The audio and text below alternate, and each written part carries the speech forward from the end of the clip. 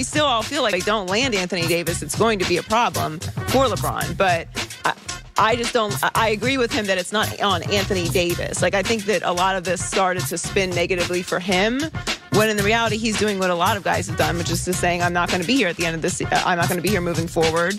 And then everything on the outside got really aggressive, and that's where it kind of got messy. Well, look, is it all? He's not the one that said he didn't want to play for the Celtics. I understand, but it's his dad. Like, look, at some point you're a grown man. You're 25 years old. You have a couple of commas next to your name because you're a multi-millionaire. You're a superstar in this league. Like, hey, dude, you got to take control of your life. It is his dad. He can come out and say, my dad does not speak for me. He didn't do that. Okay, he didn't do that. Well, no, he's likely not going to do that because that's the reputation he has with that's the relationship he has with his family. He left the arena with Rich Paul after the shoulder injury. Like, these are things that he's involved in. And by the way, Rich Paul works for him. This is something to never forget in basketball, in football, and baseball, and in our line of work.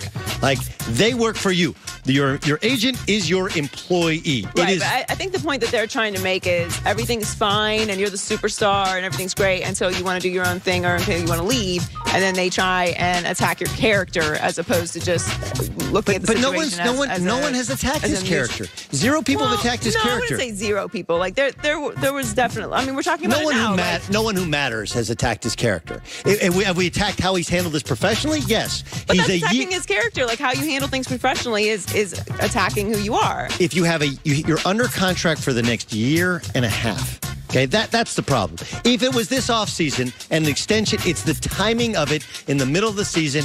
It became public. That's when, and we all know why it happened. I'm not disagreeing with you in terms of New Orleans making this a far bigger firestorm. Right. But let's be honest. The fact that they demanded a trade in the middle of a season when it's not his contract year, and he had not yet been, they're not even able to offer them the extension. Yeah, but I think the point they're trying to make is, like, don't attack someone's character because they're trying to take control of their career or do their own thing. Like, things can be handled in a professional way. So, speaking of the Lakers, the doctors will reevaluate the sprained ankle of Lonzo Ball in 1 week, according to Shams. Lonzo has missed the Lakers' last 14 games, with LA going 5-9 during that stretch, and LeBron discussed why his absence has had such an adverse impact on the team. He said, we obviously miss another ball handler, another playmaker, a guy that's very, very good defensively with his ability to get a steal and pressure the offensive point guard, then push the pace for us, get into our early offense. So we missed that a lot. You know, with all the talk about the Lakers and the issues that they've been having over this season, we really haven't given enough credit to how disastrous the injuries have been for them. I have. I mean, I know you have as well. I think overall, like, the conversation's all about, like, LeBron and what he's doing off the court, yes. And then obviously everything that happened with Anthony Davis. Well, it's also only looking at LeBron's injury. Remember, two of the losses. Well, that's what I'm saying. Like, Kuzma got hurt as well. Like, Kuzma, you don't have LeBron, you have Kuzma. Rondo, yes. Lonzo. Yes. Like, who can win with three starters out? It's real, and LeBron's injury. We've completely forgotten how they were playing before LeBron's injury. Like, these are huge injuries that have impacted their season, and they're getting kind of the lowest rung of the ladder of the Lakers' problems when it really should be much higher. I mean, we're really dismissing that. And finally, it's been 27 days since the Patriots dominated the Rams in Super Bowl 53 and held one of the league's most explosive offensive attacks, was 260 yards on offense. And appearing yesterday on Pro Football Talk Live, Sean McVay still regrets not having a better contingency plan. What I would do differently is make sure that you're putting your players in a position, the way that you practice and prepare, to have an ownership for some of the things that we activated. So I think with the way that you prepare, having a better contingency plan, knowing that, yeah, they put a lot of man coverage on tape, but let's make sure you got a better all-purpose menu, some different things that we can activate. We never really made them pay, so they were able to just kind of play that consistent front structure, coverage structure on the normal down and distances, and then they were really able to dictate it as opposed to, what we want to try to do. I still just want an answer on Todd Gurley. I feel like that's just disappeared. What happened with Todd Gurley? All of the reports are that he was completely healthy. Why wasn't he's not having surgery? He said in that interview he's not having surgery. He had 11 touches.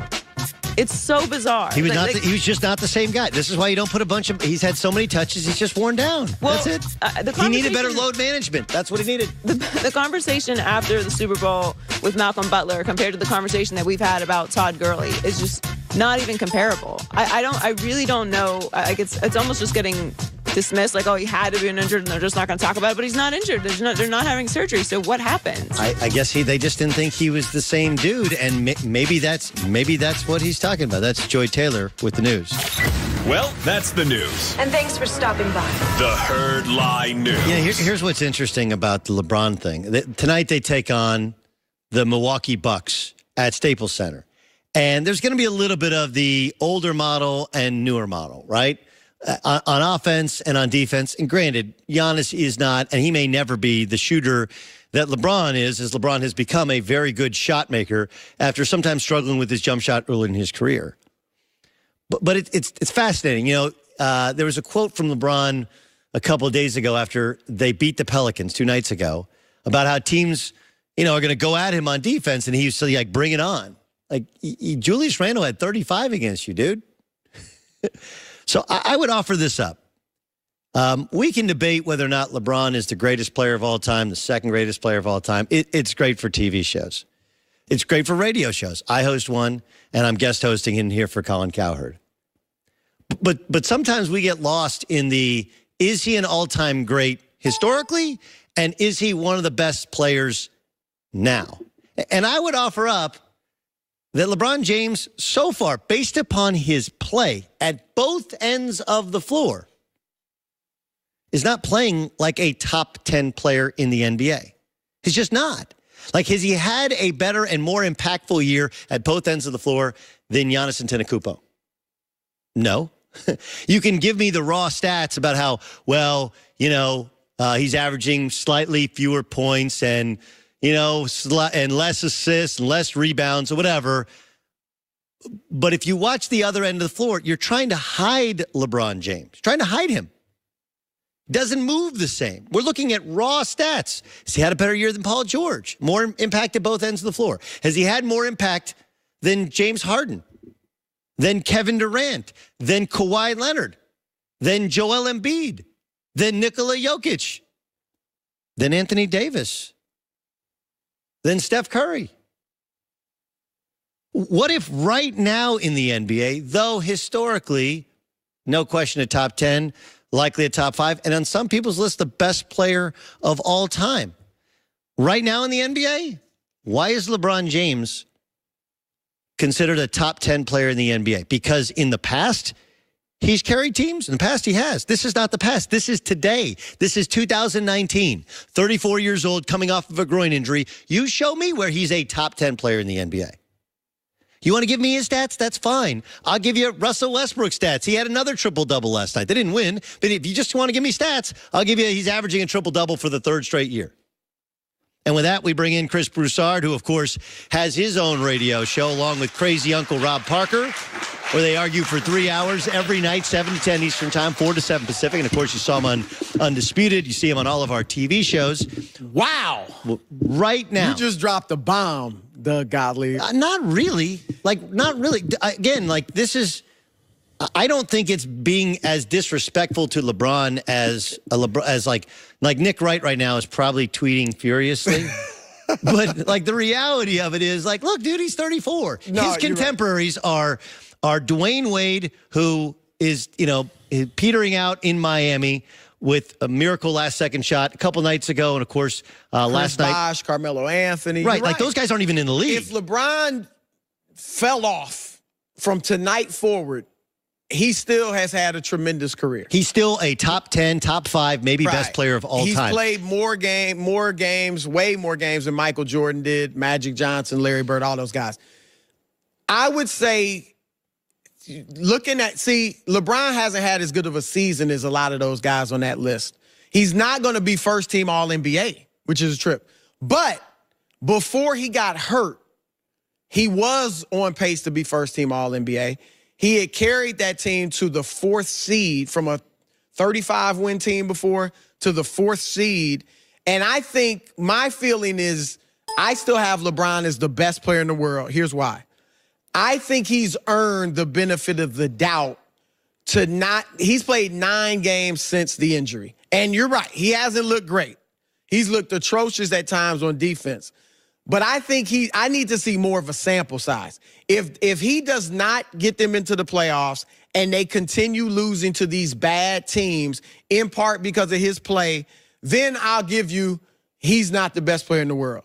But I just think he's earned the benefit of the doubt to say, I'm not going to take that mythical title from him after 9 games. Because before the injury, the 18 he missed and the 9 games, it was arguable. I mean, you were saying Durant, I think, at that point, and certainly people could make arguments for other guys. But I think most people still, through Christmas Day, believed LeBron was the best player in the world. And he was carrying that team to a nice season. I think, like, look, they were 17-10 at one point in time, but if we remember back, like, okay, we're cutting out the first 10 games where it really wasn't. Well, and it really, takes, a while to get adjusted. Right. I mean, part of the whole Lakers thing is they were learning how to play with LeBron, and just as they started to learn how to play with him and with his style, then he goes out. Now they got to learn how to play without him. Then they come back. And, oh, yeah, by the way, while they're out, Joy pointed out, they've had a litany of injuries, not just LeBron. And then when they come back, now their schedule is more difficult. My issue is, we're judging him, evaluating him against the best players. Some of these losses have been against the worst teams. It's not like they're losing to. It's not like when you're losing. We lost to the Sixers. The Sixers are really good. You know, you lose to the Warriors. The Warriors are really good. You lose to the Grizzlies, the Pelicans. The only reason they beat the Pelicans is because Anthony Davis only played 20 minutes. Otherwise, they lose that game. And I'm just evaluating based upon what the body of work this year against everybody else's body of work at the top. And I would tell you that their body works better. I could argue, again, these last 9 games, without question, I mean, he hasn't been the same. But I don't know, did he get out of shape when he was hurt? Did he not know how to respond to the longest absence of his career? You know, is he still working his way back? Like, I think he's earned the right for the benefit of the doubt to a larger sample size. And I typically say you don't become the mythical best player in the world in the regular season. Let's see what you do in the postseason. Tracy McGrady, if you just look at the regular season, he's a Hall of Famer, and I think deservedly so. I know you argue that. Correct. But regular season, I think you would be like, oh, without question, he was a Hall of Famer. But then you look at the postseason, and even though he actually performed well individually, he never could lift the team to win. So Giannis has never won a playoff series yet. Durant has certainly done it, you know, and that's why if it's not LeBron, I would say it's Durant right now based on the postseason performances he's had rather than Giannis. But if Giannis comes out and is great in the postseason, then I would say it's Giannis. All right, we also have James Harden, who had 58 points last night. He's balling, but he has had some postseason stumbles. You're right. Right? I want to discuss the sudden importance of Lonzo Ball with this Lakers team, and can the Celtics figure some things out? We'll get to that upcoming next with Chris Broussard and Joy Taylor. I'm Doug Gottlieb. This is The Herd.